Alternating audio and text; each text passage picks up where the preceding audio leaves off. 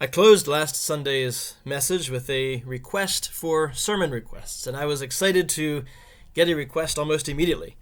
To pick up where I left off in Psalm 42, where the question, where is God, arises. And the requester asked, and particularly, where is God in these times, in the time of coronavirus, in the time of disruptions to our society?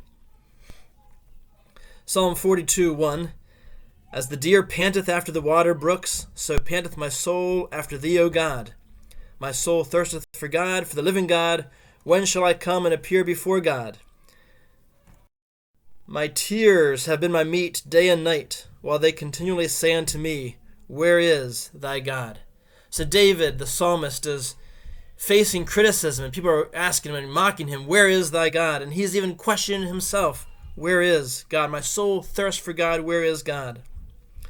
I want to look at a passage in 2 Kings chapter 6 this morning. The king of Syria has been at war with Israel, and he's trying to find who might be prophesying against him and telling the king of Israel where his troops are coming.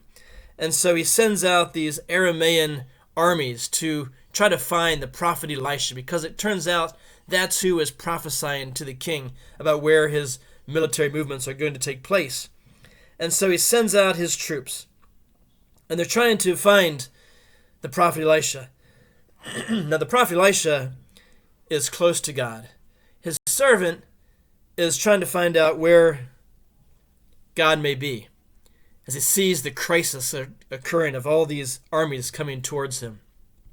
And so he gets scared when he sees these military troops. He says, "Alas, how shall we do?" And Elisha answers him in verse 16, "Fear not, for they that be with us are more than they that be with them." And then Elisha prayed and said, "Lord, I pray thee, open his eyes that he may see." And the Lord opened the eyes of the young man, and he saw, and behold, the mountain was full of horses and chariots of fire round about Elisha. His spiritual eyes being opened, he can then see the spiritual forces surrounding their town, surrounding their city, that are trying to protect Elisha in this little town of Dothan. And so, as the servant opens his eyes, as his eyes of faith are opened to the Lord's miraculous appearing to him, he begins to realize that the troops of the enemy are nothing compared to the power of the Lord of hosts. We see a similar question, where is God? A person seeking God in Job chapter 23. Job is a man of God who has diligently followed the Lord throughout his life, but he's lost his children to death. He's lost his animals to death. He's lost all of his wealth. And now his three friends who have come to mourn with him, instead of comforting him, they begin to heap on criticism, and they begin to say, well, maybe it's your fault, Job. Maybe you weren't close enough to God. Where is God? And his wife even joins in the criticism and begins to rebuke Job. And Job answered and said in verse 1 and 2, "Even today is my complaint bitter. My stroke is heavier than my groaning. Oh, that I knew where I might find him, where I might find God, that I might come even to his seat. I would order my cause before him and fill my mouth with arguments. I would know the words which he would answer me, and understand what he would say unto me. Will he plead against me with his great power? No, but he would put strength in me." Job still has faith, even though he's having trouble seeing God in this situation, seeing God's handiwork when so much has been taken away from him, seeing God's strength and power even when he is suffering physically. He has boils on his skin and is just in pain physically, and so much has been lost to his household. But yet he still has a word of faith. No, God is not against him. God will put strength in me. God is still going to answer and be there with me. This past week, the number of deaths in the United States just surpassed the number of deaths that the United States experienced during the Vietnam War. Over 58,000 deaths in Vietnam, and now the number of deaths due to coronavirus is more than 60,000. It's hard to see God's handiwork in this. We often say, where is the silver lining? Well, it's hard to see a silver lining. It's hard to see God in the midst of so much suffering and pain. The Vietnam War, not to minimize that, but the Vietnam War lasted for more than 15 years. The deaths on the Vietnam Wall go from 1959 to 1975. That number of deaths has occurred in the United States in less than 3 months. Of course, we're not just focused on the United States. The world is suffering. There are more than 200,000 deaths across the globe in the past 4 months. How can we see God working in this? Has God taken a vacation? Has he taken a sabbatical? Has he moved away? Is he just watching us from a distance? Or is he still present? As Elisha prayed for his servant, Lord, open his eyes. Do we pray for our eyes of faith to be opened? The late songwriter Leonard Cohen said that there is a crack in everything. That's how the light gets in. As I thought about that, the times in which we are living seem to have numerous cracks. Our lives are significantly disrupted right now. Even those of us who have good health are still facing financial burdens, emotional unrest, anxiety, worry, fear, concern for our family and friends. Can we pray to the Lord to open our eyes of faith to see God at work in this time? As I was given this topic by a sister in the Lord, I began to think about, where do I see God at work in ways that I might not have noticed so much before the time of coronavirus. One thing that struck me right away is the beauty of seeing households exercising together, teenagers walking with parents. In our normal lives at school and at work, we spend so much of our time segregated into our age groups. Now people have time to break out of those age group molds and bless people older and younger than themselves. Speaking of which, I've been blessed to see how seriously our society is taking the threat to the health of our seniors and the health of those with pre-existing conditions and those who are living in nursing homes. Rather than ignoring the health threat to these individuals, our society is rallying together to find ways to protect these individuals. That's a huge Christ-like endeavor, Christ-like example that people are caring about those who are more vulnerable than themselves. I've been blessed to see people rising above a self-centered focus on their own safety and protection. I'm not hearing news of looting and disorder and extensive thefts to get supplies. What I'm seeing, though, are people who are willingly putting themselves at risk to work in clinics, to work in hospitals, in healthcare, in virus testing centers, in grocery stores, in food factories, in farms, in delivery services for those who can't get out, for the greater good of many, many others.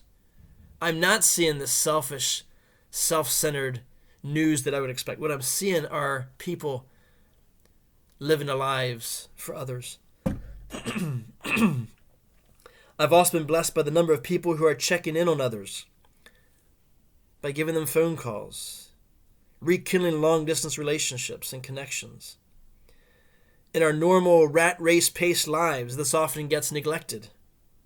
But I see the Lord at work in these attempts at fellowship, even though we can't be together face to face. The evidence of God's presence can be seen through our own lives and actions toward others, where we see these examples of Christ like attitudes and behaviors, so that we know that God is still present. God is still molding us in his image. In 2 Kings 6:18, Elisha prayed to the Lord that these Syrian Aramaean armies would be smitten with blindness. And this sounds brutal, this sounds uncaring. But what's amazing is God did this. He answered this prayer, and then Elisha takes these men, these soldiers who are blinded and have no idea where they're going, and he guides them to Elisha's king, their enemy. And as they stumble towards the palace, he says, I'll bring you to what you seek. And then they come into Samaria, in the king's town. And Elisha said, Lord, open the eyes of these men that they may see. Well, what they see are not chariots of fire surrounding them for protection. They see their enemy, the king of Israel, and the king of Judah, and they are afraid. And the king of Israel then says to the prophet Elisha, my father, shall I smite them? Shall I smite them? And he answered, no, thou shalt not smite them. He says, instead, give them bread and water, that they may eat and drink and go to their master. Elisha knew God's protection was present in the surrounding skies. He didn't need to resort to physical retaliation against his enemies. He didn't need to take matters into his own hands or even use the king of Israel's protection against his enemies. He could rely on the Lord in times like these and show love to his enemies. And instead of taking them to the king of Israel to be brutalized and attacked and killed, as would have been very, very tempting, Elisha takes them there for a feast. He says, give them bread and water. Well, in reality, the king goes far above this and gives them great provision. Now, I'm picturing a great feast like at the Shady Maple smorgasbord, but he gives them so much food, above and beyond what he would have had to do with just food and water. And when they'd eaten and drunk, he sent them away, and they went to their master. So the bands of Assyria came no more into the land of Israel. Elisha loved his enemies. He cared for them. And they left the Israelites alone. We don't need to take matters into our own hands when the Lord's armies are surrounding us, when the Lord is, with his hordes of angels, are protecting us. We can eat and drink with our enemies, eat and drink with our neighbors, love each other, not worry about hoarding everything for ourselves. I'm also reminded of another time of suffering, when the children of Israel were enslaved in Egypt. Before they had their own kings, they were enslaved in Egypt, building the pyramids and the great wonders of the world, but forced to do this at the edge of a whip. And Moses said unto God, behold, when I come unto the children of Israel, and shall say unto them, the God of your fathers hath sent me unto you, and they shall say to me, what is his name? What shall I say unto them? He's wondering, what will I say? How do I tell them that I have experienced God at the burning bush? How do I tell them that I have experienced the presence of God, that I know God is still here, even in the midst of hundreds of years of slavery? God said unto Moses, I am that I am. And he said, thus shalt thou say unto the children of Israel, I am hath sent me unto you.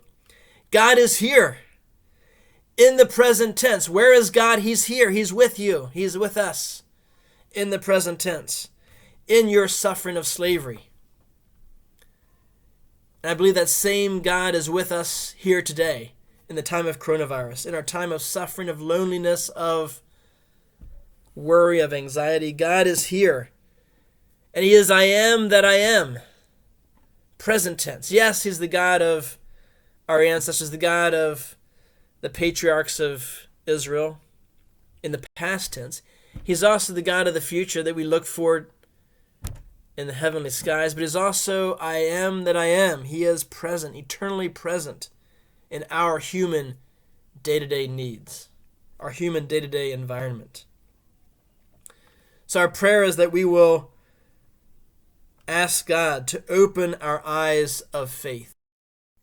Open our eyes of faith. Do we have that willingness to turn to God and say, open our eyes? The Lord is here. The Lord is present with us. Are we ready to enter into his presence?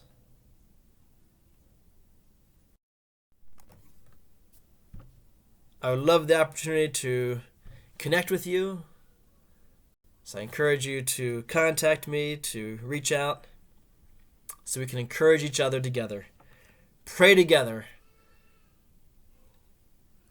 Ask the Father together to open our eyes of faith, to see his presence, to see him at work in our lives, in our society, in these times. God bless. Go in peace.